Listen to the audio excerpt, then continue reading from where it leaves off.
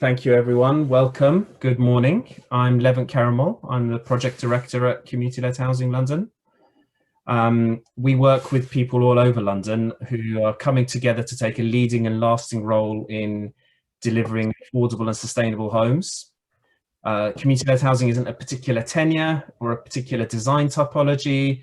It doesn't necessarily mean communities take on all of the development process, but it is about control and empowerment and decision making about the kinds of homes that communities want. We've organised the Doing Housing Differently as a series of discussions to explore some of the challenges that we've seen in delivering community-led housing projects and also doing that at scale. We also think there's some opportunities for the wider housing and development sector to learn from and incorporate some of the principles underpinning community-led housing in the way housing is developed and managed, more generally, more broadly. We think it's an important time to be having this discussion because we're in a context where there are massive challenges looming for housing and the property market, with COVID, with Brexit and so on. We'd like to understand these more, but also look at whether this could be a moment for change about how we do things better and what that better looks like in terms of the kinds of homes and neighbourhoods we live in, but also in the way we own, manage and control the homes we live in, and what we should be asking of housing policy and the wider housing sector in order to achieve some of this change to make things better.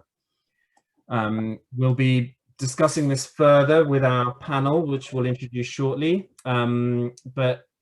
First, just to open things up, we're really excited to have Tom Copley, the Deputy Mayor for Housing and Residential Development, to give a keynote speech for the next 3 days. So, Tom, I'm going to hand over to you. Thank you very much. Thanks very much, Lev. And it's a real pleasure to be here today to be opening this conference. And I speak to you today as a long-standing supporter of community-led housing. And in fact, until I took up the post of Deputy Mayor, I was actually a member of a community land trust here in Lewisham, where I'm speaking to you from today. And along with the Mayor, I'm committed to supporting promoting community-led housing across London. And looking at the agenda for this conference, I'm struck by how much the sector has been growing even just in the last few years. And I think that's a testament to the work that the team at the Community-Led Housing Hub have done in partnership with a growing number of community housing groups that are springing up all across London. Over the 3 days that this conference is running for, there'll be 6 webinars with a fantastic range of panellists and speakers who will be offering their insight and their knowledge, including Jonathan Shipfers from our team in Housing at Land and City Hall, who will be on the Underwriting Innovation panel this afternoon. Community-led housing is a priority for the Mayor. His housing strategy sets a target to identify a pipeline of community housing schemes with the capacity to deliver 1,000 homes. To that end, Sadiq Khan has supported the creation of and funds the Hub. And since its launch, the Hub has provided grant funding or advisor time to 53 community-led housing groups and support to 8 London boroughs. The Mayor has secured £38 million for London from the government's Community Housing Fund, and this will help to fund 500 community-led homes to be started by March 2023. 5 schemes have so far received funding, supporting the delivery of 129 homes. And these include 36 homes being delivered by Russ in Lewisham, 22 Naked House custom-built homes in Enfield, and 3 London CLT schemes, including one at Bracehead Close in Sydenham, which happens to be the ward that I used to represent on Lewisham Council.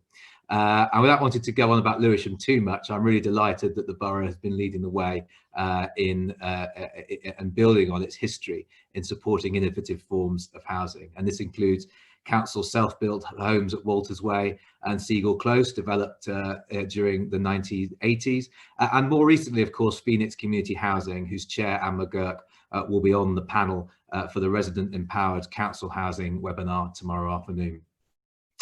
The Mayor's Small Site, Small Builders programme is also supporting community housing groups by bringing forward small publicly owned sites for developments. 2 community land trusts have successfully bid for sites through the Small Site, Small Builders initiative, And we intend to build on the success of this programme to bring more smaller public sector land sites to market in the future. The Mayor's also supporting what will become one of the largest community-led housing schemes in London at the St Anne's Hospital site in Haringey. On this site, which is being brought forward for development through the London Development Panel, 50 homes have been set aside for community-led housing.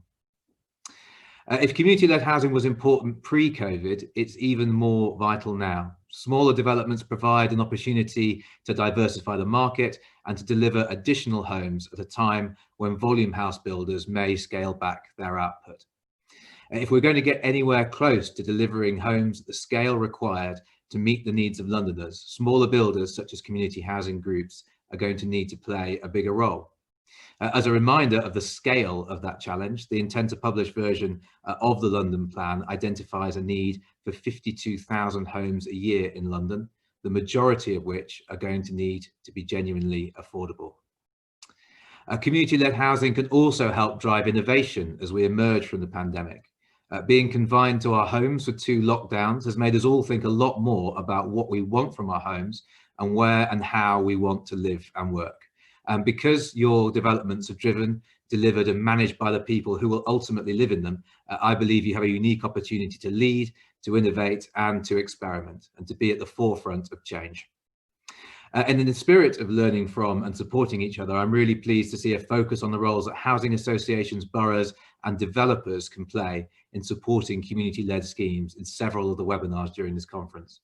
I want to see more housing associations partnering with community housing groups, perhaps by making unsold homes available for community-led housing.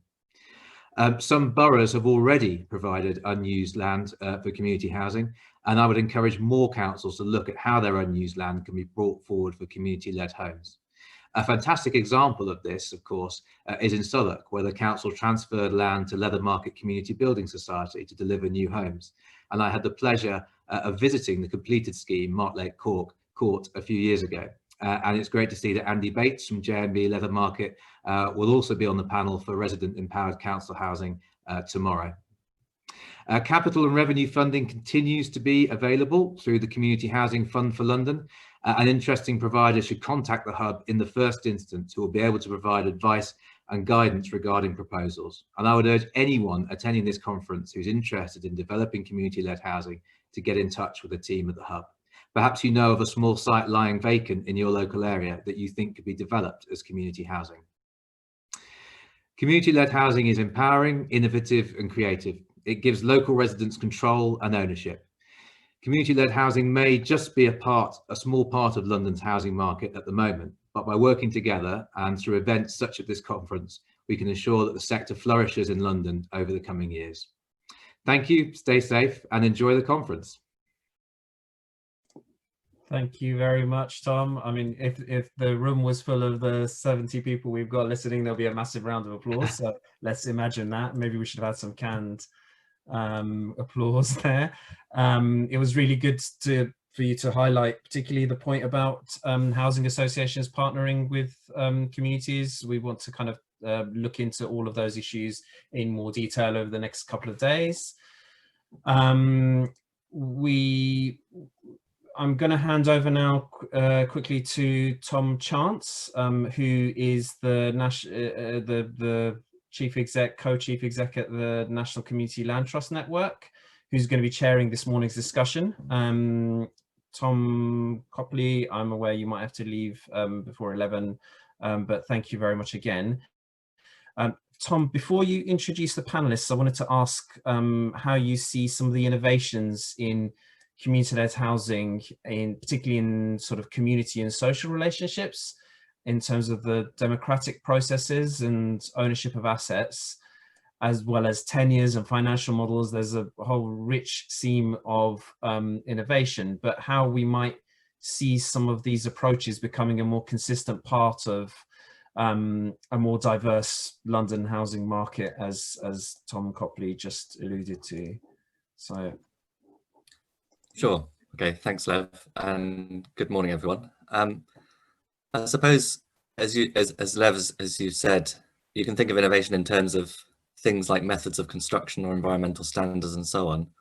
But in a way, the more interesting side of it is what Tom began to speak about in terms of the way in which the relationship between citizens and house builders and housing providers and so on is cast. And some of it is very innovative just in terms of what's happening in London, but some of it's actually quite standard in other parts of the world. So sometimes we're innovating here in a way in which we're learning from and catching up with other parts of the world. So Berlin, for example, obviously because of lots of specific things about Berlin and the amount of vacant land and so on, it's not applicable to London, but in Berlin, around 1 in 6 homes is delivered by some sort of self-build or community build process, and co-production in housing is much more standard across Germany, across other countries in Europe.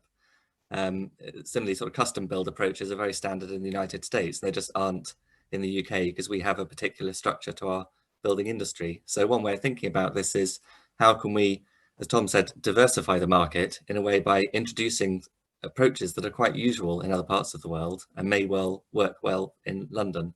In other places, maybe we're doing things in London that are completely unique, and London is forging new approaches.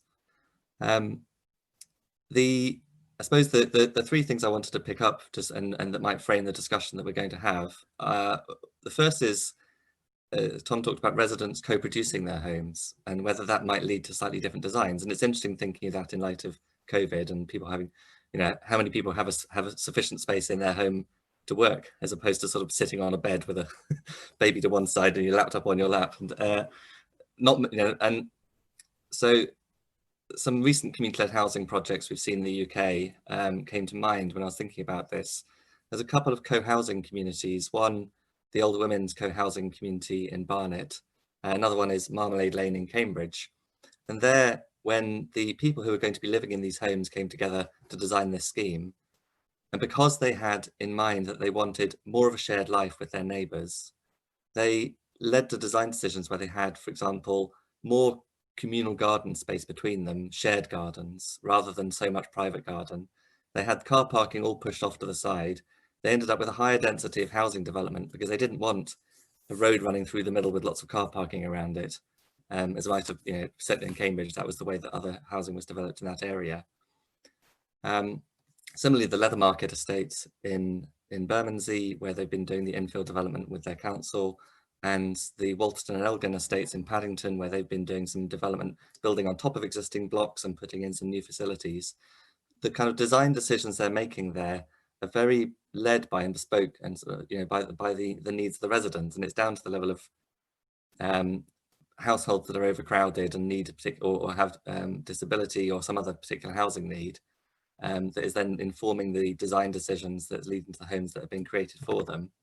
There's even with Leather Market, there was something where one of the buildings in their first development had a strangely sloped roof, and it turned out it's because somebody wanted to still have a view of St Paul's, and you could accommodate their view of St Paul's with a slightly sloped roof in a way that didn't in any way diminish the amount of housing that was being built. So, right down to that level of detail. And I think if we're looking to think about how we live in future, learning from some of these schemes and the decisions they've already made and the process they've gone through to then design homes is something that we could definitely pick up.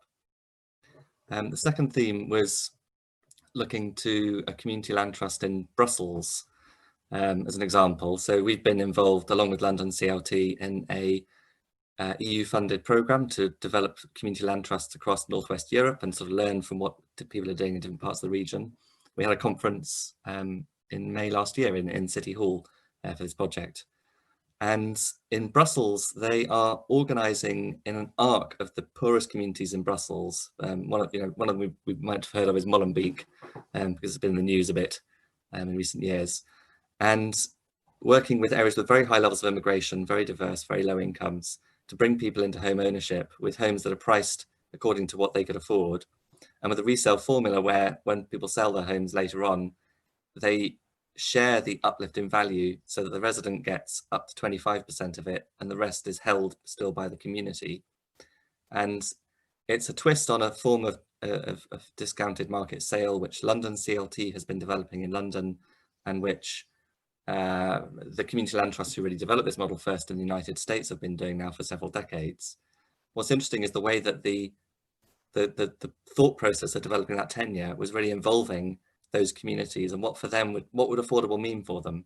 And so it wasn't a process of officials in City Hall looking at data and concluding what they think affordability would mean. Obviously, that's a perfectly valid way of doing it as well. But this was working with those communities and establishing, with a very deprived community that would like to get some ownership of assets, what would affordability mean? The third area of innovation is in the ongoing relationship between housing providers, landowners, and the community. So this the Housing Association Community Land Trust Partnership that Lev touched on has taken off much more in rural parts of England than urban, but there are growing numbers of urban examples of this. And the kind of typical model, I mean, there are lots of different ways that this can work, but the typical model might be that the community would actually become the landowner and is in effect commissioning and partnering with a housing association to build and manage their homes for their community. And bringing all the access to finance and the professional skill that the housing association can bring to bear, but with the community as the client. So the community is actually the decision maker, and the community retains ownership of the land and is in control of what happens to that housing in future. You know, if it were to be regenerated, if there's a change in affordability policy, if there's any infill development, that's really for the community to decide. And this relationship was picked up by Danny Kruger, an MP that the Prime Minister commissioned to look at the COVID crisis, look at the role of community in responding to the COVID crisis and thinking, what can we learn about, you know, how we should operate differently in future? And he looked at this and he saw the way that this partnership model both led to more community acceptance of development, of housing associations, sort of social housing development, led to better quality development, and also seeded those communities with asset-based organizations that could go on to respond and develop economically and socially to other issues in their area. So lots of them, community land trusts also, you know, then take on shops, pubs, office space. They're kind of looking at how they can revitalize their community more generally, in a way that some housing associations do, but this is really putting the community into the mix. And then when the COVID crisis hit, they were well placed to immediately respond to the COVID crisis and start organizing emergency response and sorting out food distribution and so on. So Danny Kruger looked at this and said, perhaps this model should be the future of social housing, not a niche product, but the way that it's always done. We could discuss whether we think that's right or whether that's overly ambitious, but I think this idea that you're putting citizens into the design process, into thinking about affordability, into the ongoing kind of management and changing those power relations, that's really what I think community-led housing is asking.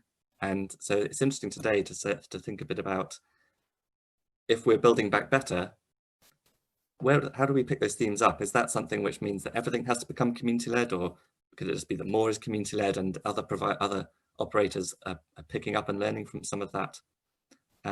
Or is it going to be a reversion to normal, and we're going to have, after the COVID crisis, no real change to the way that housing is delivered in London? So we've got a really interesting panel to discuss some of these themes this morning. We've got Joe Wills from the Centre of London, has done a lot of work on areas including community wealth building and public trust in development, so he'll be able to speak a bit about that. We've got Yolande Barnes, I'm sure is known to many of you, from the UCL Real Estate Institute, who's going to be talking about these changing global investment patterns, Brexit, COVID, the big picture, and what maybe the wider, I'd be interested to hear from Yolande what she thinks the wider property sector can learn from community-led housing. And then we have Lord Best, Richard Best, who has had many roles in housing and most recently chairing the Affordable Housing Commission, looking at the affordability of housing stock across the country and the challenges, which are obviously acute in London, who could also comment then on the opportunities that come out of this, what, again, mainstream social housing providers might learn from it, and perhaps with particular interest on certain demographics like elderly people who maybe been acutely affected by the COVID crisis. So we'll hear from each of them in turn, and then we'll have a bit of shared discussion about, hopefully by 11:30. So I'm going to pass over now to Joe to kick us off. Joe, if you'd like to speak for about up to 10 minutes. Great, thanks Tom, and thanks for a really interesting intro and some themes I'm going to kind of pick up on there. I think in kind of answering the question about how we should respond to the pandemic and what lessons we can learn from community-led housing, I'm really going to talk less about affordability and additionality, which of course are really fundamental and crucial parts of the picture. But I think for me, one of the most interesting things is that relational side of things and the value that that creates for both residents and for providers. if you think back to what now feels like an age ago, but at the beginning of lockdown, we all experienced, I think, very powerfully just how important those local connections and actually the social capital that they give rise to were in responding. Sometimes that took the shape of really vital matters, like you had this kind of incredible explosion of mutual aid groups delivering food packages to vulnerable neighbours. Other times it was less about survival and just about kind of small moments of human connection amongst people living on the same street. If you remember how important those moments felt then, and actually how much we're all still missing them, you can see really clearly how community is just absolutely essential to what makes somewhere a good place to live. And I think as we move into the future, a lot of people are going to be rethinking their housing choices, with this being a much more important criteria. And obviously you get a wide variation of involvement. There is a spectrum of participation across the different types of community-led housing. But I think the point is that this relational, philosophy almost is baked in from the start, and that's actually what makes it something special and something to learn from.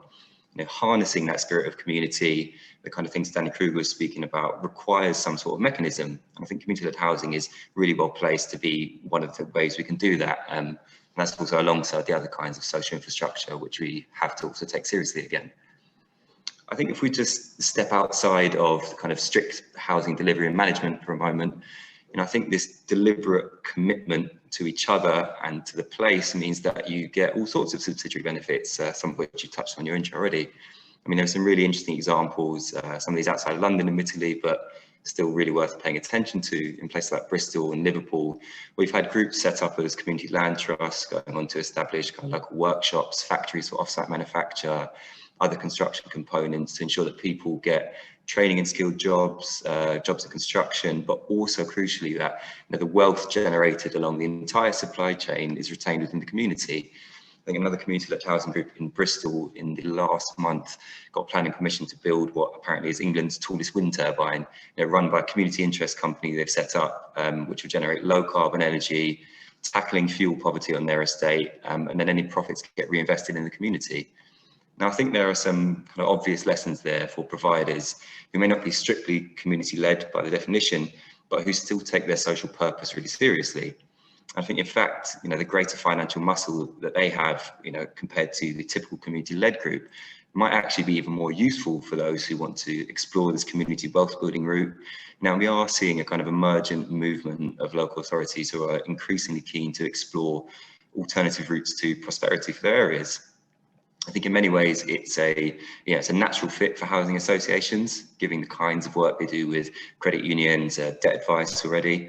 And I think if we stay with that kind of macro focus for a minute, despite the fact that there is a vaccine on the horizon, it's clear that we are actually living in an era of instability.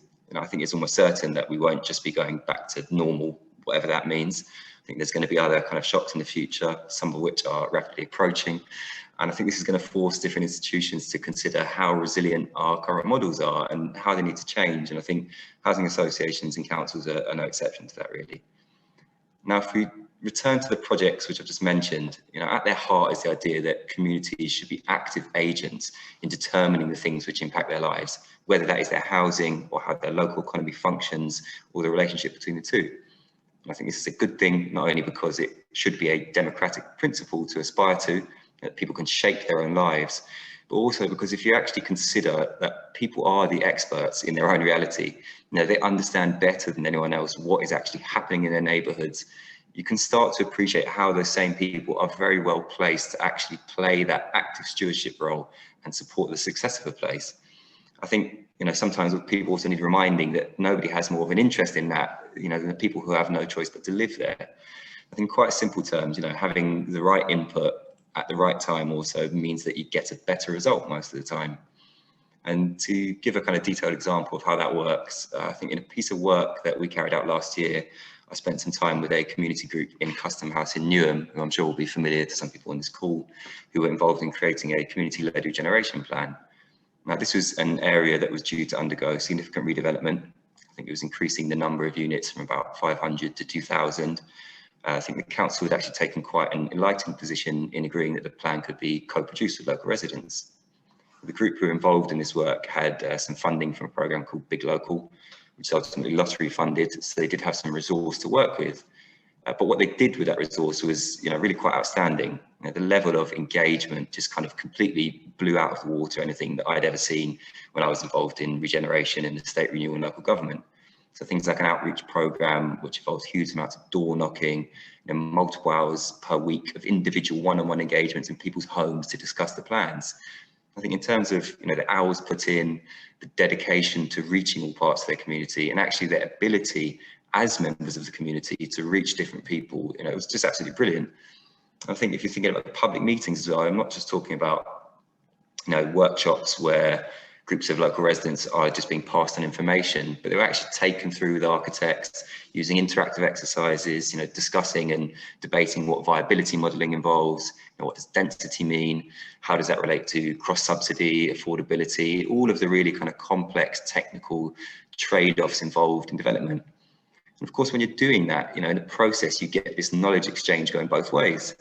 So when you're talking about site layouts, plans, where things go, how they relate to other areas, what the actual kind of existing need in the area is, you're getting a real richness of experience and input from people who actually understand how a place works, which means that the final plans are going to be much better.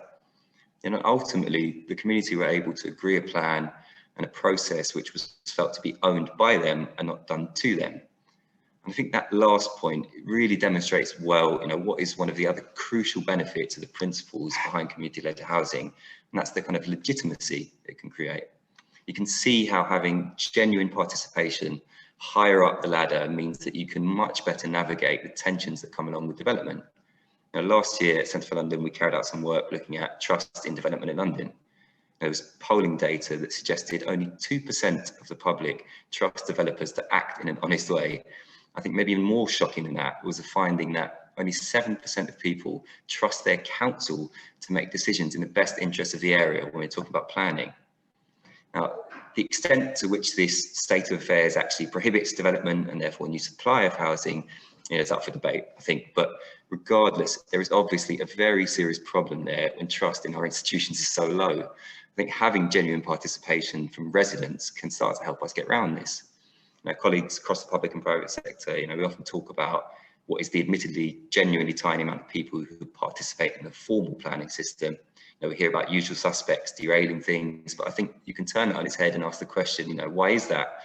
Are the people who are frequently labelled hard to reach actually hard to reach, or is it that our institutions are hard to approach? And I think that example from Newham, which I've just spoken about, is a really wonderful demonstration of how we can start to resolve that.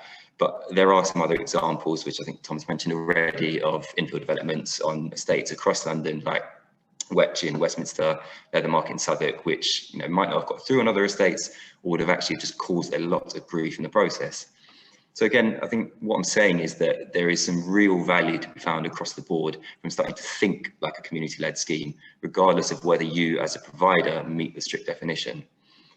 I think that's actually most of my time about to come up. So I'm just going to end by saying that despite the fact that this government's commitment to social housing more broadly looks a bit shaky, I think, which is a real missed opportunity to actually build that better, given what we know about housing resilience, public health, and what we have known for almost over 100 years now. I think there is actually some hope to get some of these community-led ideas and principles much more embedded in the mainstream. The concept of place seems to be back in fashion in policy now, and with that you've got the idea of neighbourhoods and communities. I think there have been some reports, which Tom mentioned again, the Kruger report, which are really sympathetic to the idea of community land trusts and community-led development. Whether the government actually follows through with the ideas, I think remains to be seen, but I think it's also partly up to us, as there is clearly a door to be pushed on. Thank you. Okay, thanks, Joe. It's very interesting, especially the pretty startling statistics about lack of public trust in the system. So next up we have Yolande Barnes, I suppose looking at things from a slightly different end of the system. Yolande, over to you. Well, good morning, everyone. Talking about sort of global investment and the broadest impacts of Brexit and the COVID pandemic in 10 minutes is quite a tall ask, but I will. What I want to do is cover three things. One is the fact that economic geography has changed as a result of all those things. Potentially what housing actually is and how we think of it, I think, is also changed. And thirdly, the need for, as it were, a new contract in housing. So really, what I want to say is that the COVID pandemic in particular hasn't so much changed the direction that we considered things were going in from the point of view of real estate, but really accelerated what in any case in the 21st century was going to be an enormous amount of change. And if we think particularly about the economic geography side of things, what I mean by that is that London is already much more a tech city than it is a finance city. Tech and creative industries employ more people in London than finance does. So some of the worries, particularly about Brexit, may be as it were misplaced, and we need to be thinking much more about how that's going to affect those industries. But it also means that in my view, the CBD, the conventional CBD, especially the tall buildings with the big corporate names at the top, were already threatened. And what we've seen is COVID has enabled the acceleration of the digital revolution, which we call working at home, but probably more accurately described as working from home. And I think what we're going to see very quickly is some central business districts overtly failing and finding themselves in difficulty. I think we're also going to see the stresses and strains of working at home starting to impinge, and consequently my view is we're going to see the emergence of what I call soft hubs, intermediate places, local places that people want to go and work. And I think this is particularly important for London, and in some ways London's very strong, a lot stronger than many South Asian cities, for example, being that cliched sort of city of neighbourhoods that it already is. We were already talking about the polycentric, the dispersed city, if you like. So we're seeing, if you like, a socioeconomic case for the rise of neighbourhood in any case. And the second thing is that people, I think, during the lockdowns in particular, have really started to reconsider what their homes actually are, and discovered that although what's inside the four walls is particularly important, and their experience of that will have been brought certain features to the fore, not least the availability of outside space and gardens. But also they've discovered that their neighbourhood really matters. What happens when they step outside their front door is a key part of what housing is. And I have been banging on for a few years now about the fact that we're obsessed with housing units and numbers. And housing is not a unit. Housing is all the interactions and all the things that happen and the amenities that you might be able to walk to or cycle to, especially during a lockdown in your locality. And the signs are that it's a 5 or 10 minute walk that really matters to people. So the quality of people's experiences as they walk along their street are incredibly important. Colleagues of mine have actually found that they've looked at people's mental states during lockdown and found that certain types of environment, and dare I say the sort of thing that we've been building over the last few decades and often calling luxury flats, are actually anything but during a lockdown. There's clear evidence that basically the further you are from the ground, the less happy you are likely to be during lockdown. So I think we've got to really rethink, the forms of our cities, because of both that sort of social geography, changing social geography, or economic geography rather, and also because of those sort of changing wants and needs around our home.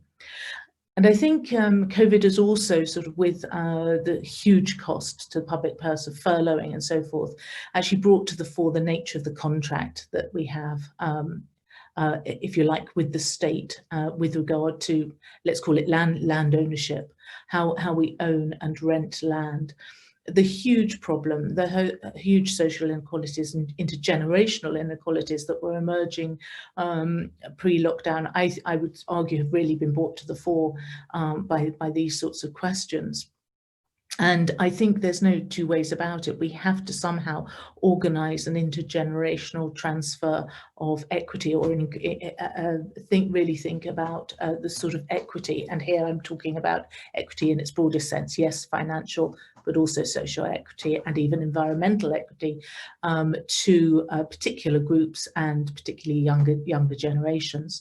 So I think this is something for which the current way that we produce and provide housing, the business model, if you like, is inadequate to all these three tasks, whether it's building proper neighbourhoods, and thinking, therefore, not just about housing units, but also about a whole host of multiple uses, how that's managed, how that's stewarded, as well as how houses themselves are designed, and how I managed to take care of children at the same time as trying to be on a Zoom call, and my husband's fighting for broadband as well. So we've all come across those sorts of issues.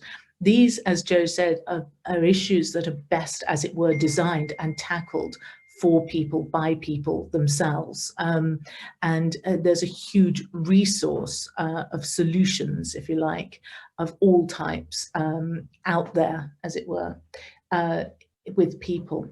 So I think community-led housing isn't so much a distinct thing anymore, but something that any housing provider, whether they be public, private, or third sector, just are going to have to incorporate into new business models and new ways of doing things. It's not something separate and different and out there and distinct.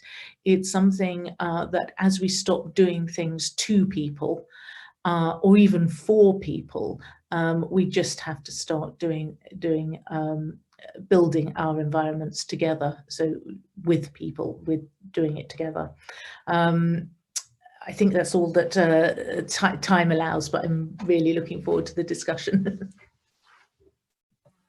Thank you, Yolande. That's very interesting. And thinking about if everybody's business model is broken and not up to the task, everybody needs to change and adapt it in some way. And so we're all learning from each other in that process. So that takes us next to Richard. Speaking, I suppose, Richard, one thought just occurred to me listening to Yolande was just, of course, that there are many people in London who have not had suitable housing for a very long time, let alone having space for homeworking. They've not had space for their children to do their homework because they've not got enough bedrooms, and there's the level of housing inequity that's already been in the system for a long time in London. So if we're trying to address some of those existing inequities and issues, and then what new things have been exposed by COVID, so how do we build back in a way that is acknowledging all of those issues and not imagining that everything was hunky-dory before the crisis? So I can pass over to you. You'll just need to unmute yourself. Usual thing. Sorry. Yeah.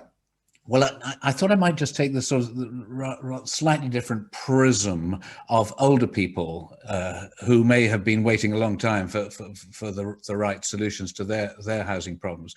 But just look at what COVID is doing to the housing scene for older people, and look at the issues around doing things differently, in particular engaging with the people who are going to be living in the homes, what we call in the world of older people's housing, senior co-housing. But let me just use that sort of prism of older people to look at what COVID has been doing first. Who's going to die? It is going to be older people who are going to bear the brunt of COVID. Who is going to stay in hospital for a long time? It's going to be older people. We need to try to prevent the problems that COVID brings, because old people, because they are going to be the worst hit. Those of us who've been arguing for a very long time that we need a lot more purpose-built, tailor-made, specialist housing for older people. How do we see COVID in supporting the case for that building program, the 21st century equivalent of the sheltered housing that we used to build, but we don't build anymore? Those of us advocating this have argued that there are huge health and social care benefits to the individuals and to the NHS and social care providers. And you get 2 for 1, because when an older person moves to somewhere that is right-sized, and never mind downsized, then they free up a family home, and that's what we need. Family homes, often in the suburbs with gardens, just where all the under-occupation is taking place. But is COVID going to make this easier for those of us campaigning for more of this accommodation, or is it going to make life more difficult? The more difficult is people now value the extra space that they've got in a way that those of us talking about downsizing have stressed the problems of having a lot of space. People have valued gardens, which, yeah, they can be a real hassle in older age, but now they're appreciating that's somewhere to go in times like this. On the other side of the coin, yeah, I think one more negative I ought to add in is that there is an antipathy now to anything that looks even remotely like a care home, because that looks like a place where you might die and be cut off from your relations. So I was just hearing from one of the Midlands Housing Associations last week that their sheltered housing people on the waiting list are saying, we've changed our minds, thanks very much. We don't want to move after all. And there's a bit of a reaction because people confuse self-contained, purpose-built, really sensible for them and for everybody else accommodation with residential care, which it is not. But so there are negatives that COVID has brought to those of us who want more people to downsize, to right size. But there are positives for us, and they're quite powerful driving forces.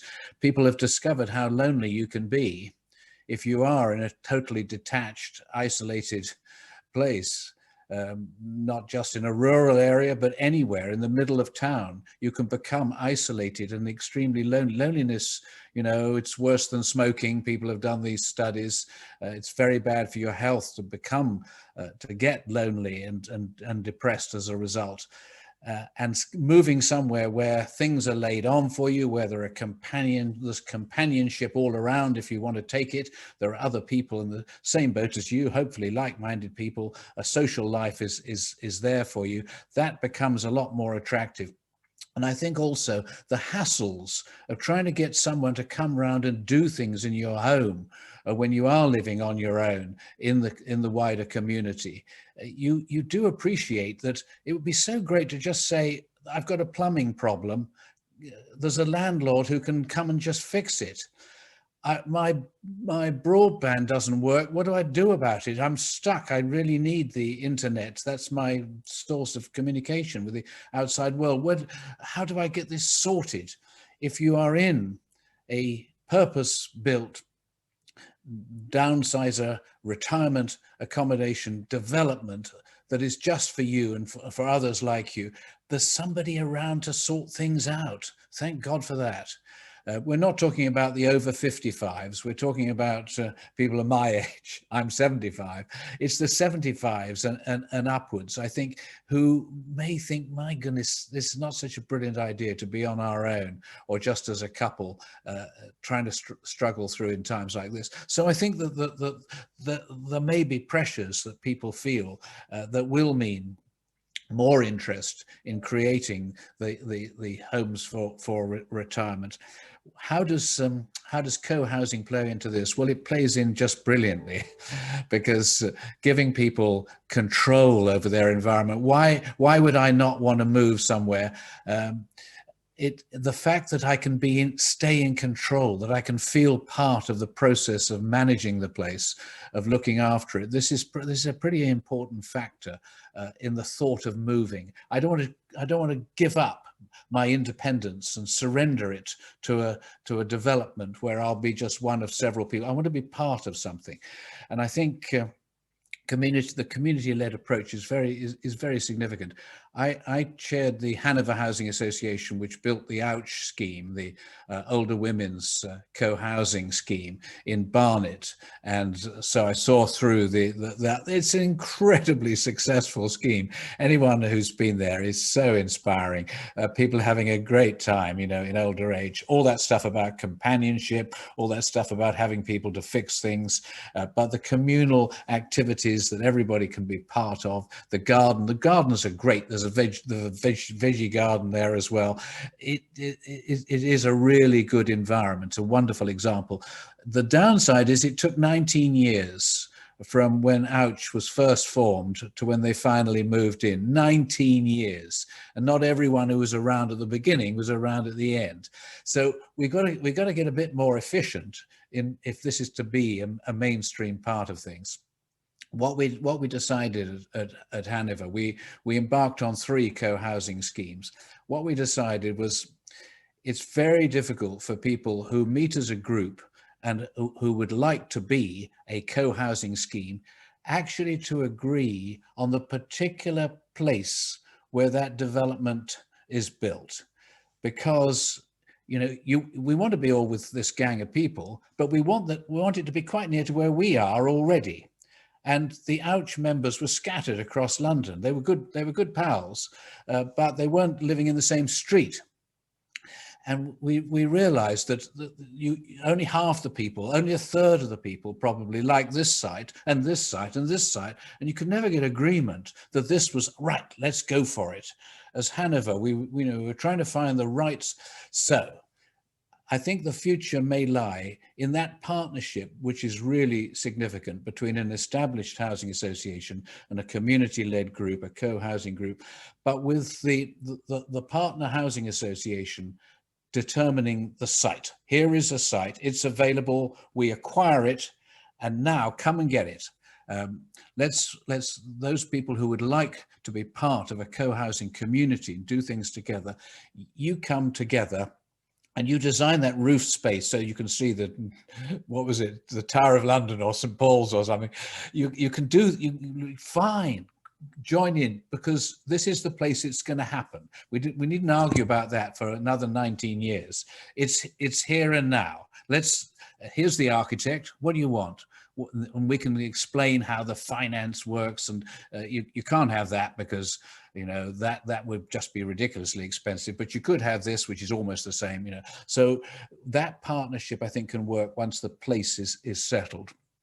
Just one last point on the new world post-COVID for older people's housing and co-housing in particular. I used to be chief executive of the Joseph Rowntree Housing Trust when I led the Joseph Rowntree Foundation, and we twinned the Joseph Rowntree Housing Trust with a housing association in Denmark, in Aarhus. We were in York. Rowntree's is in York, where the chocolates get made, and Aarhus is also to the north of the country, north of Denmark. It's an old city. It's very like York. It has a very good university. It was a good match, and we twinned with the housing association that works up there. And they were what we would call in England a secondary co-op. They promoted the cooperative housing associations and then managed them. And they had quite a decent sized stock, bigger than we were in York. But what I discovered was that the difference between the two models wasn't nearly as great as you might think. If our model enables people in a community to have their own ideas, to be part of a management group, to project that, we could achieve very much the same outcome as in Denmark, which prides itself on these housings. They're all cooperatives. Yeah, they were co-ops, but they were constrained in many ways by legislation. And the secondary co-op organized and ran things very much in the same way that we did, as a traditional housing association, working with the residents in our developments in York. And I realized that it's not such a huge leap. You don't, a co-housing scheme, a cooperative housing scheme, it isn't an absolute free-for-all in which everything is different in every place. There is a legislative framework, and the Danes have worked their way through it. Anything that can go wrong will go wrong. So when it goes wrong, another piece of legislation comes along, and you get a code, a way of behaving and operating that constrain things in the same way as one is constrained in working in partnership between an established association and a local group. It's not so different, and I think there's a lot that we can learn and do within the frameworks that we're familiar with without upending everything and changing everything. Those partnerships can be very similar, and one can give a lot more latitude. That point about trust that came up earlier, not trusting public authority, and I'm afraid not trusting huge housing associations with 100,000 properties that can be very distant and seem very remote. You can break that down if one interposes that community engagement, that community-led activity in between. So, exciting times, COVID, hell of a lot of negatives, but some positives too, and some opportunities that I think may emerge after this. We've learned some lessons. It's me. Okay, thank you, Richard. Very, very interesting. So I've just been looking at some of the questions in the Q&A box, and I'm going to try to put some of them to the panel, maybe combining a few people's questions together, if that's all right, see how many we can get through. We're 5 minutes ahead of schedule, so we've got a little bit more time for discussion than we might have hoped. So what I just want to start with a question, maybe to begin with for Yolande.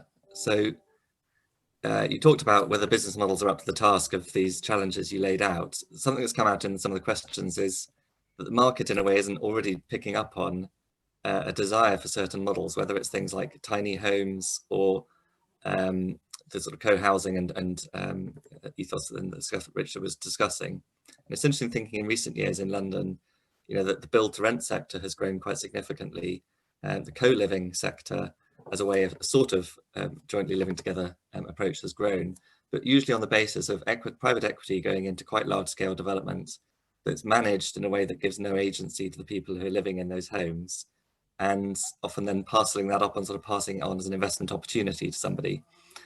Why isn't there more of a, or is there a market in opportunity to be building those sorts of schemes, but giving agency and decision-making powers to communities, and in the way that Richard's describing in Denmark, or this sort of enabling and managing role that the developers could provide? Do you think there's scope for that? Oh, gosh, I could take up a lot of time answering this question. It's interesting. I've spent my life looking at market forces, if you like, and I keep seeing that well-stewarded, well-managed, environmentally friendly, socially equitable, attractive buildings, good schemes, invariably over certainly the medium to long term are worth more than, frankly, most of what we have been building. And so very quickly, back certainly at the beginning of this century, the question for me didn't become sort of, is there more value of all types, social, environmental and financial, in doing things well, whether it's community-led housing or other types of sort of sustainable urbanism, but actually rather, why the hell isn't it always done? What is it? It became apparent to me that there's something about the business models, particularly the production of an annual return on capital employed to shareholders, that actively works against these better solutions, let's call them. And I think it's understanding how money and finance works that's so important here. And actually, it's one of the things that gives me cause for optimism, because like it or not, we are now in a completely different financial environment to the one that's pertained really since the Second World War. We've got used to a kind of 20th century way of doing things, which involves, it certainly in the early years involved high inflation and high interest rates. And I think most importantly, since the 1990s, what we've got used to living in is an environment of falling interest rates. Now, without going into a lot of technical detail, basically when interest rates fall, asset prices rise. And so we've grown to expect a constant increase in asset values. And of course, for most people, that doesn't mean stocks and shares, which have certainly gone up, bond markets have gone up and so forth, but it means the value of our homes have risen.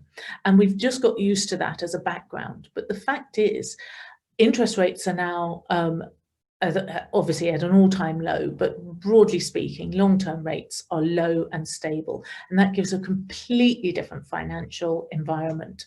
And what it means is that in future, there can be no capital growth without rental growth. In other words, unless you're adding value, unless you're increasing the productivity of the place, and I think in terms of real estate and land, I'm increasingly talking about this. If you're fundamentally increasing the productivity of a place, then you make money. So business models are going to have to adapt to genuinely add value instead of just taking advantage of these yield shifts and capital gains. And that puts a whole different complexion on the entire industry. And yes, it means that you're going to have to find a much greater diversity of solution. If you really want to, you're going to have to think about how people are going to perform in place and how productive that place is going to be in order to make money. So it's not good enough just to build it and bugger off, because even if you are building to sell, forgive the language, but even if you are building to sell, you've got to think about what future purchasers of those homes, those buildings are going to want out of them. And actually they're going to want productivity, whether you're a homeowner or a landlord. That place has got to work. So it's got to work socially, environmentally, and financially, and the three go together. You can't separate them. And I think the good thing about this new financial environment, if you like, that we're in is that you can't get away with just relying on land value uplift, constant land value uplift as part of your business model. So that's as much in a nutshell as I can get it, a reason why much more diversity of product, many more business models, including community-led housing, is going to come to the fore. And the sort of stewarded places and the management of places is going to be as important as actually what we build.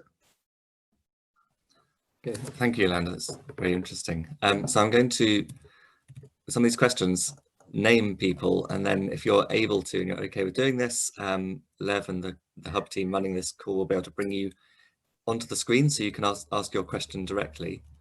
One of the questions was from, I've lost it now, Brian Quinn, about allocations policies, and I think it'd be interesting to put that one to Richard and maybe also to Joe in connection to the stuff about public trust and public support. So if Brian is around and able to answer the question, ask the question. Here we go.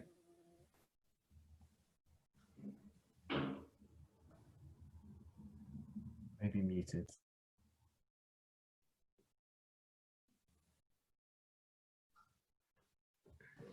Hello. Hello, Brian. Hello. Sorry. My question really was, I suppose, having seen the leather market development come to fruition, do you think to bring communities on board, they actually have to have distinct benefits to their existing population around allocation policy, so they can see that they or their neighbours or one of their relatives could have a fighting chance of moving into a new development that was part of the community-led process in order for it to be accepted by the community? Thank you, Brian. Before I go to Joe and Richard, actually, David Clare asked a question I think is related. It might be quite interesting to bring at this point. And David, if we can bring you in, about the ways in which community is forged and strengthened through this process. And then I suppose the related question is, why would people bother to do it, or how are people motivated to be involved in this sort of thing if there's no obvious benefit for them or their community or their neighbours? So David, would you like to chip in on this, and then we'll put it to Joe and Richard? Hi, Tom. Thanks for that. It's just timed me out, and I've lost all the questions in front of me. So just read it out, Tom. Well, you asked about how you could overcome distrust and negativity that Joe referred. So yeah, the reason in relation to applications, this question about the sort of benefit that communities can secure as well as the process, whether you want to throw in something on that. Yeah. The reason I asked that particularly is because we're involved in a number of church-led projects, interestingly, and often the church is already established in the community doing work of varying kinds. But it's very interesting when, it isn't necessarily just because it's a church, but any organisation that decides to step forward and try and do something on behalf of the community, it's very interesting range of reactions, because you're putting effectively a developer's hat on and suddenly are seen as a developer, and sometimes distrusted as one as well. And so I find that whole dynamic fascinating, that there can be evident good work going on in terms of outreach and what you're doing, but as soon as you get involved in building and development, suddenly you're seen as the enemy. And when you're trying to build something from a community up, and you're trying to do it in a very engaging way. So I won't say which project it is, but we've been involved in one for 2.5 years in terms of some really, really good exemplary community engagement. And we've just got to planning, and we're probably going to get planning, but it's been a huge battle despite the fact there's been lots of support. So I just find that a really interesting dynamic, and I'd be really interested to hear what the panelists' experience of that is. Thank you. So Joe or Richard, if either of you'd like to come back on both Brian and David's questions and comments. Sure. Well, first, that's about who gets the homes, and obviously the motivation for a lot of people of engaging with a co-housing scheme of any sort is that they're going to be the people who are going to be moving in later. CLT is often in rural areas, and I was on a call just recently. There's a village where a lot of people put in a lot of work locally, very concerned about local people who weren't necessarily in the gravest of circumstances, but nevertheless wanted to set up home, to live in that village, to stay there. They got family connections, they got job connections.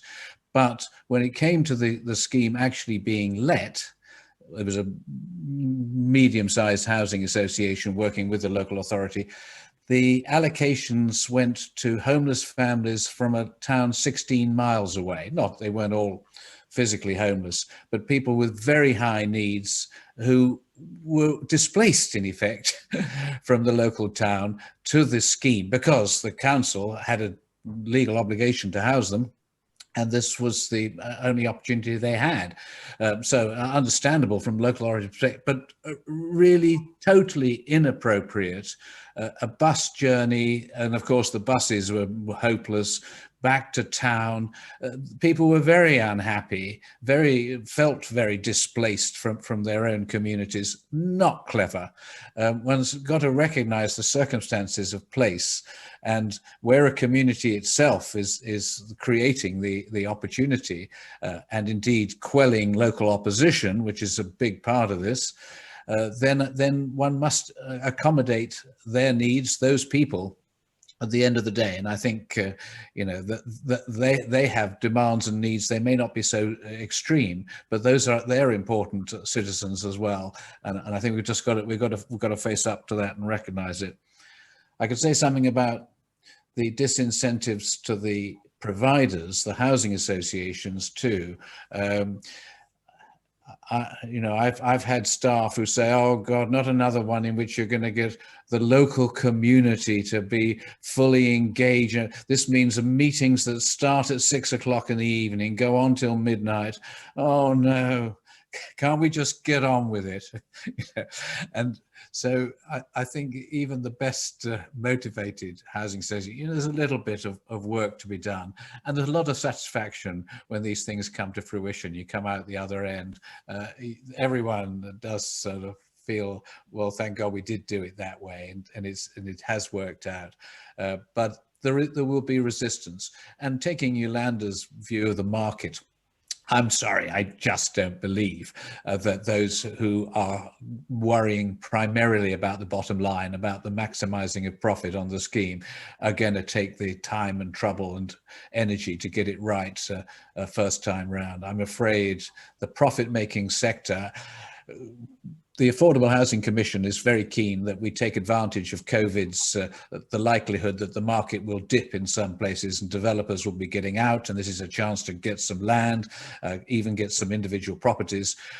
But there are vultures, as I see them, hovering above, who may be there before the not-for-profit housing associations, profit-making companies lining up to take over those opportunities. And I don't think that the outcomes are going to be satisfactory for local communities.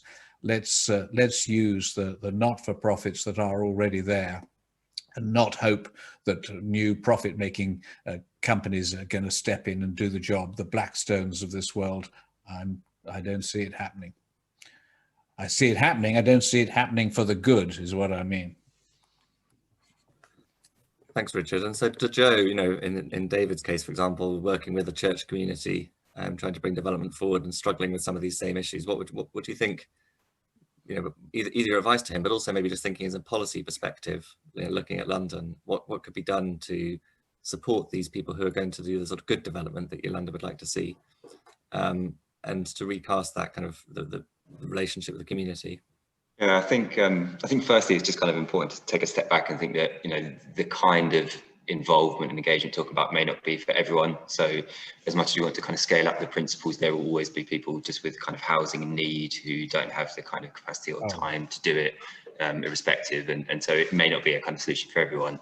In terms of, you know, how we can support it and get these principles more embedded, I think there is a task in thinking, you know, because and it's not to kind of skate over, as Lord West said, how much of a task it is. And, you know, he alluded to there, where in your kind of day job, changing the way that institutions are set up is messy and kind of creates more work if you're a housing officer or a regen officer or what have you. You know, it's actually about changing the role of the state from a kind of deliverer in a kind of representative democracy tasked with getting on aggregating preferences and doing it, to actually becoming a facilitator and engaging in more kind of deliberative and participative processes, which is actually a thing about culture change, and it's not easy.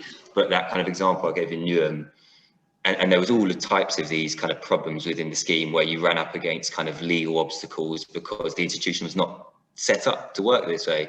But they were actually all able to be resolved because, I mean, in that instance, you had a mayor who was rather enlightened and understood the value of this stuff. And I think, you know, there is a prize to be gained if you're talking about longevity and, you know, long-term value. You know, the simple answer is that if you do this stuff right upstream, you're much less likely to have kind of 20 or 30 years down the line another kind of wholesale redevelopment when the place has got wrong, and all the investment and all the time and all the energy and all the grief that causes. So there is a real clear case if people can think long term and actually understand what the benefit is to them. Thanks, Joe. Yolande. Yeah, can I just want to sort of repeat Joe's point about facilitation or enabling. I think there's plenty of land in London that Blackstone won't be remotely interested in, that nevertheless is absolutely ripe for intensification, if you like, urbanization, and that's in the suburbs. And I think we've got to think about how land ownership there is disparate, and we've got to think about existing landowners, not deprived or neglected communities that need something doing. Yeah, we would have done it to them in the past, and hopefully we'll do it with them now. But actually enabling a whole new tranche of development to come through in the sort of superbia style, as it were, which is about people having the agency in small groups to actually change the nature of their place, intensifying, densifying, and increasing the sort of the amenities. So take your typical sort of empty nesters in a 3 or 4 bedroom semi-detached suburban house, probably wanting to downsize, but the economics and the choice and availability in their area just not being available. What they actually need is the ability to, I don't know, build another story on to move into and let the rest of the house, or give the main house to their children and downsize to a Muse house at the back. But that can only be done in community. That can only be done on a kind of street by street basis, groups of people getting together to do it well. You know, to avoid the sort of awful garden grabbing sort of problems. It's that sort of community involvement where you actually have people with land, with agency, as it were, whose interests are served by becoming developers or being facilitated as developers. I think there's a role for a kind of intermediate type of development, and it could be run by local authorities, housing associations, or private sector, that actually enables people, of course, with the cooperation of the local planners, to actually urbanize the suburbs where that's appropriate, to create new sort of neighborhoods and centers in what are otherwise, you know, unprepossessing, sort of even failing, degentrifying outer boroughs. Thanks, Yolande. So Joe, in fact, referred to a community-led housing project in Bristol. It's called We Can Make, which is very much picking this up. And I'd like to bring in Tom Moore on this and a related theme, because that idea of sort of community-led intensification of those areas in a way relates to what the government is proposing with the planning white paper, and sort of maybe threats or opportunities with that. So Tom, do you want to propose your question on that? Yeah, sure. Thanks, Tom, and thanks to the panel for a great discussion so far. So as Tom says, my question's kind of situated within the proposals and the reforms put forward in the planning white paper, which some might argue reduce both the kind of opportunity and extent of community participation and democracy in our planning system. We've heard a lot about the democratic virtues, I guess, of community-led housing through this session, and I just wondered what practical steps the panel might like to see to kind of enhance the ways in which local authorities might support community-led housing further. Thank you. So, any one of the three of you, if you want to, either of you want to pick that up, Richard.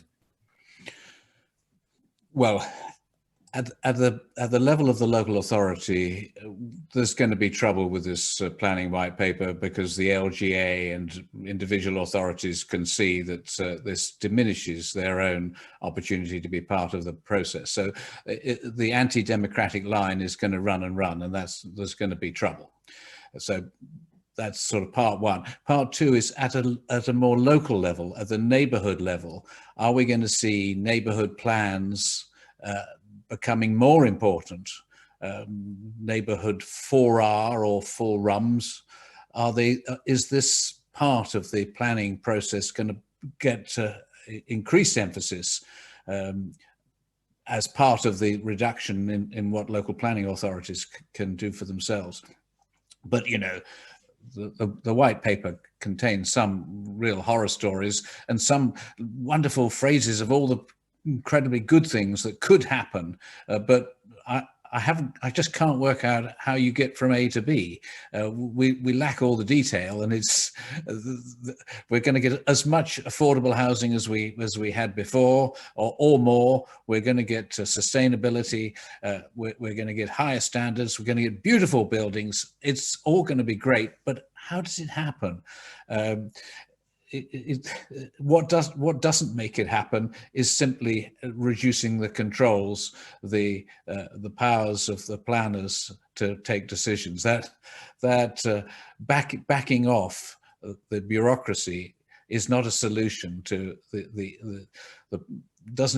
won't get us there, nothing like.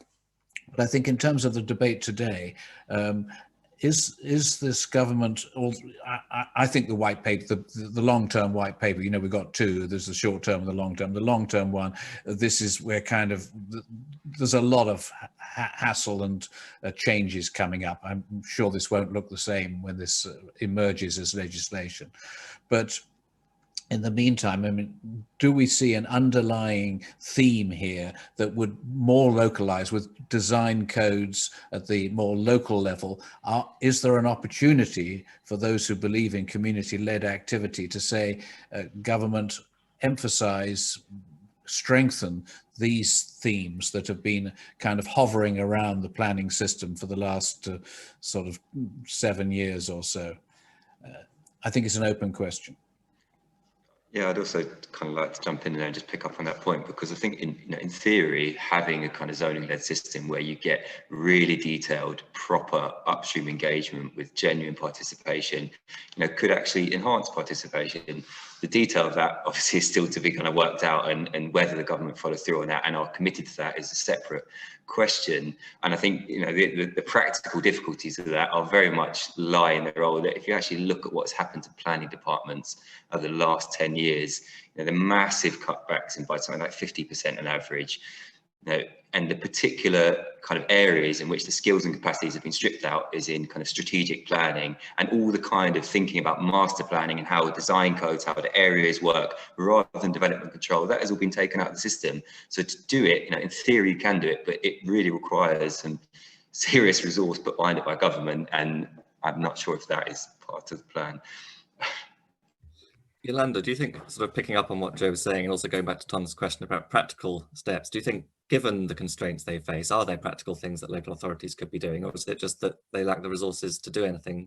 I think there are, but I don't think we should underestimate just how much we're bogged down in 20th century sort of practices. And I'm talking here about almost every agent involved. But I personally believe that actually there are digital solutions to solving the resource problem and the kind of community involvement problem. And the sort of thing I'm thinking of is a project which I'm involved in the very early stages of, so can't say too much about, but kind of creating, let's call it an urban room, a sort of real world community facility, which already has all the information digitally provided, plus visualization aids, ranging from models, whether they be virtual models, 3D models, 4D models, or physical ones. And actually, Joe, you mentioned just the resources that there already are. There's nobody who knows their own area better than the locals, and enabling local involvement, I think, does mean very fine grain sort of neighborhood planning for and by people who live in that area. And I think we've got to think very carefully about the sort of tools we might be able to provide, and instead of thinking about the sort of resourcing that might have been needed in the past in terms of experts all employed by the local authority. I think there is some way that you can to some extent enable people by the cleverer use of resources, and certainly by making use of digital information and systems that I think increasingly will be part of that facilitation of local and the availability of the enabling of local people could lie in that area, at least in part. I think there was kind of another point I'd just like to raise there, which may be more of a kind of 20th century solution, but something I think which has been a bit neglected as well. I mean, there are some just things which aren't very expensive, but councils could do more, like things like properly resourcing TRAs and just having a kind of a sort of forum or voice actually supported by what is actually some quite minimum funding, but would actually make a real difference to how estates are run. So I'm a leaseholder on a local authority estate, and just by coincidence we have a very kind of vocal and active TRA, and in terms of just how well the residents know the estate. It's a 1890 tenement block, and they understand the plumbing and the kind of components much better than the council surveyors. So just allowing those people to have a voice and feed into plans has made a kind of massive difference to how well the estate is run. So I think there are some kind of just basic things we could also be doing which don't require kind of that kind of wholesale radical change in the meantime as well. Thanks, Joe. So I'd like to bring John Broom in, who asked a question about diversification, and sort of picks up on this. There's also this political impetus which Tom Copley mentioned in his opening remarks. How do we put that into practice? So John. Thanks, Tom, and thanks everybody. Very interesting. I mean, the question really relates to how community-led housing can make space within, the debates about the planning system and so on. I'm aware that through the sort of self-build connection that I have, that community custom build housing has made space, and it's made space through direct lobbying of government and so on. And I just wonder, you know, what the panelists feel the way forward might be in actually promoting the, you know, the very thing that we've been all talking about this morning.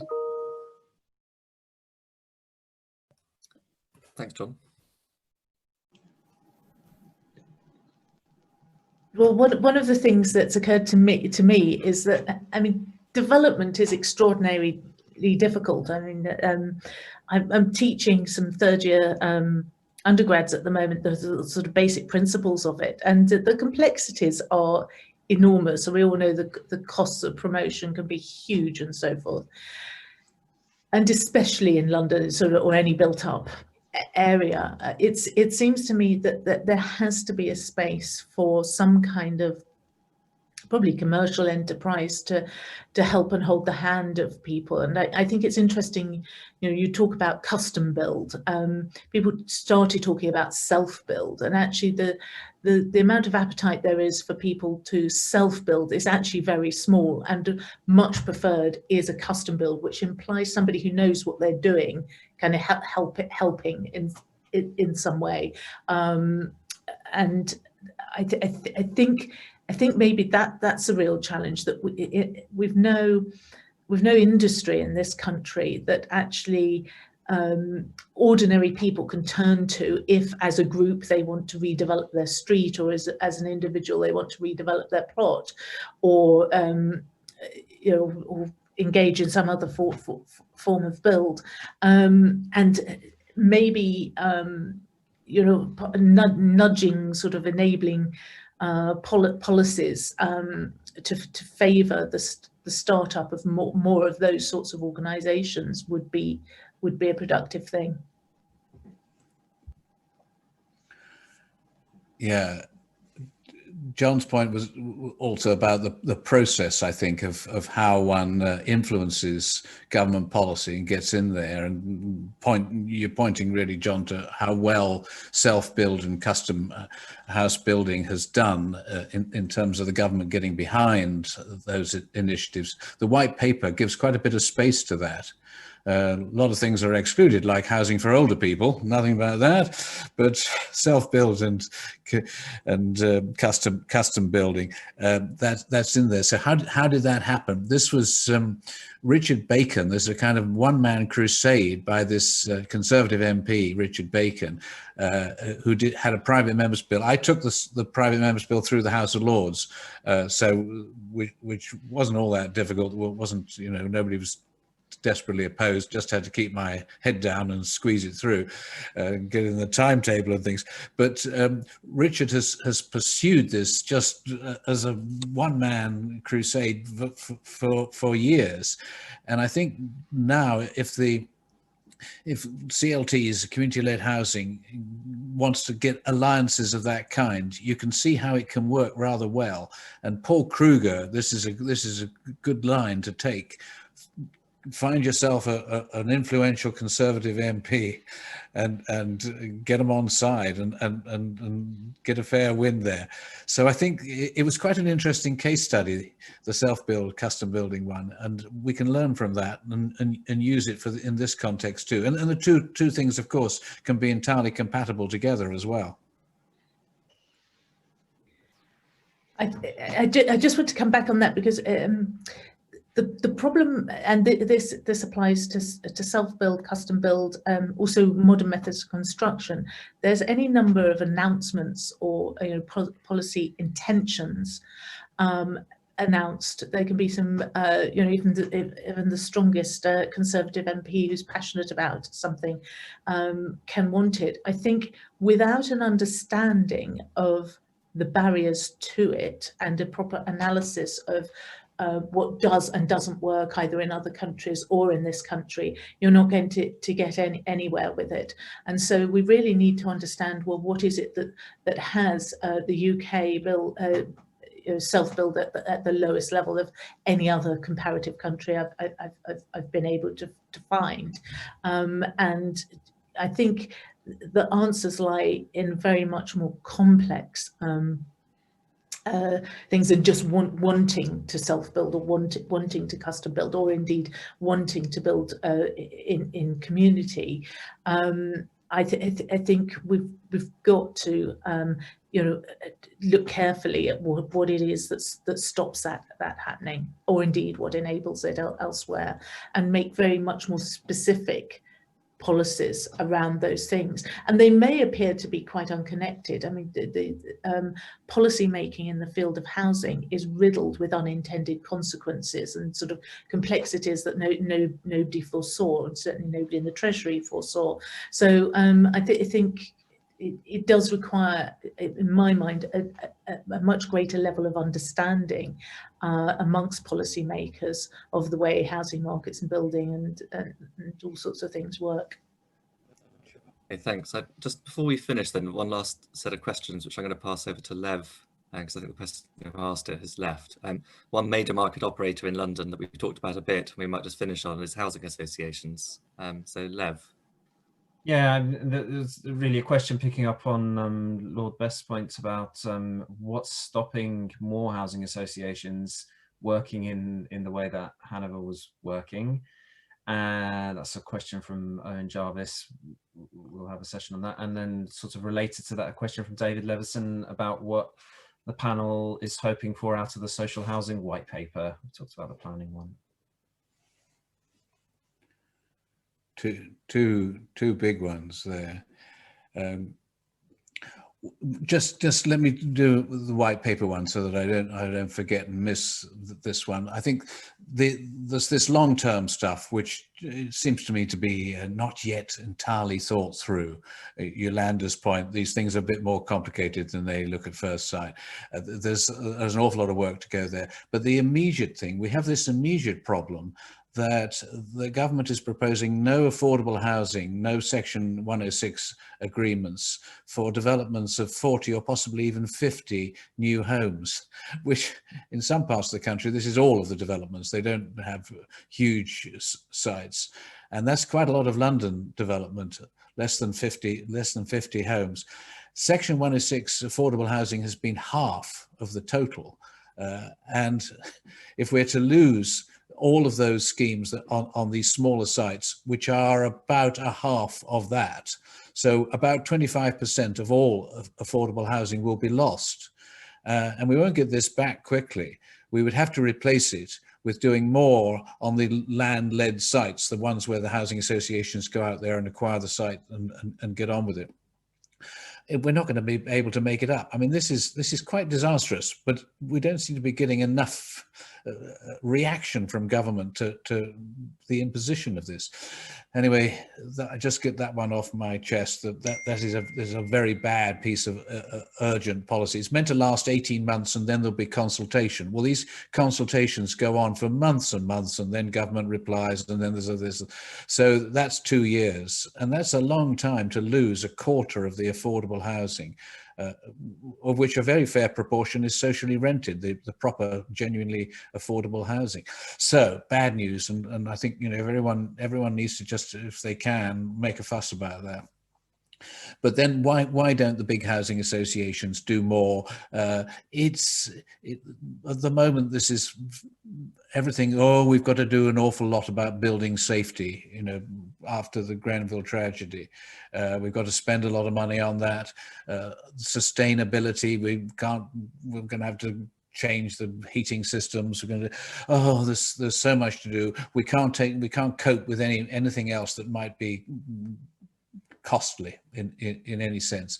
But I think if we are moving away from Section 106 agreements as being, never mind the 40 units business, but just in the planning white paper, there is an antipathy to that way of getting affordable housing, and more of the builders' contribution is likely to go to infrastructure, with this new infrastructure levy replacing Section 106 long term.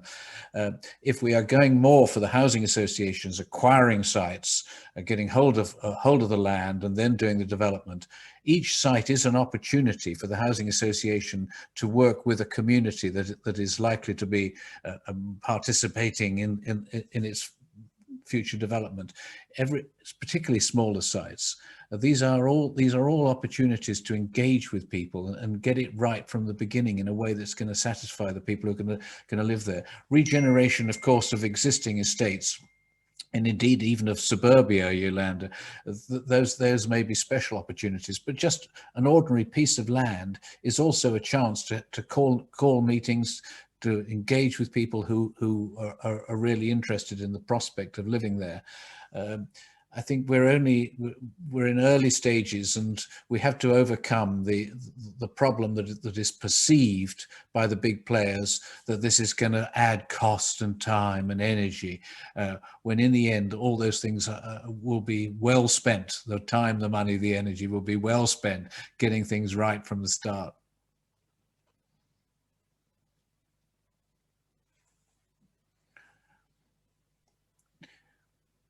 Were you hoping Joe would follow me there for a final word? I can if we've got time. I mean, a kind of very basic first principles that I'd always want to see from social housing white paper is kind of restoration of some sort of grant funding, but maybe a sort of naive pipe dream. I mean, in the absence of that, what I think would be really useful would be something around kind of scrutiny, kind of regulation, and something to give tenants much more of a kind of formal voice. Hopefully to kind of avoid some of the awful things we saw at Grenfell, which are just kind of alluded to. Okay, thank you everyone. I'm aware that we're a little bit over time and people might have to go. I just wanted to say thank you for a really interesting discussion. It was a really good opening to some of the sessions we've got coming up. So this point about housing associations, tomorrow morning we've got sort of Dragon's Den pitch style, what housing associations are looking for from a couple of community-led housing groups that we're working with. On Yolande made a point earlier about, are there people out there who, you know, developers that people can turn to in the sort of custom build mold. We've got a session on Wednesday morning looking at how developers might enable communities to carry out housing developments. And then we'll also got a session tomorrow afternoon about how councils or how communities can be involved in council housing. And also we'll be looking at cooperatives on Wednesday afternoon. The next session we've got is this afternoon at 2 o'clock. A topic we haven't talked too much about is where communities are looking at ownership or even development, the issues around finance and how we might be able to unlock some of those. Really interesting panel there. But for now, I just want to say thank you to all our panelists. Also, thank you to Tom Copley earlier for his opening remarks, and we'll hopefully continue the discussion on social media at CLH London or email us. I will put the rest of the sessions on the link as well. Thanks again to everyone involved. And again, a big round of applause that seems to be absent, but is there if we imagine it. Thanks everyone. Nice to see you.